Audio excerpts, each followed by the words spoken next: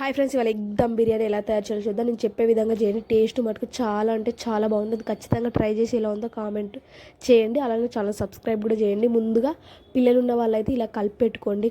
పెరుగు, కారం, ఉప్పు, మసాలా, అల్లం వెల్లుల్లి పేస్ట్, పసుపు, నిమ్మకాయ ఇవంతా మిక్స్ చేసి పక్కకు పెట్టుకోండి. అలానే ఎగ్స్ కూడా కుక్ చేసుకొని పక్కకు పెట్టుకోండి. ఫ్రైడ్ ఆనియన్స్ కూడా ఏంపి పెట్టుకొని ఇవన్నీ ఏం పెట్టుకున్నాం అనుకో తొందరగా వంట చేయొచ్చు. ఇప్పుడు ఫ్రైడ్ ఆనియన్స్ ఏంపిన గిన్నెలోనే నేను వాటర్ పోసేసి అందులోనే బిర్యానీ ఆకు, సాజీరా ఇవన్నీ వేస్తాను.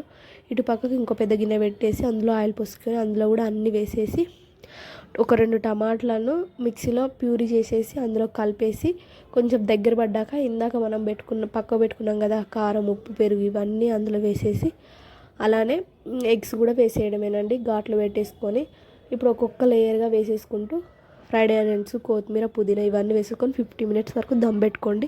టేస్ట్ మటుకు చాలా అంటే చాలా బాగుంటుంది. ట్రై చేసి ఎలా ఉందో ఖచ్చితంగా కామెంట్ చేయండి. ఇంతవరకు నా వీడియో చూసిన చాలా చాలా థ్యాంక్స్ అండి. Bye friends.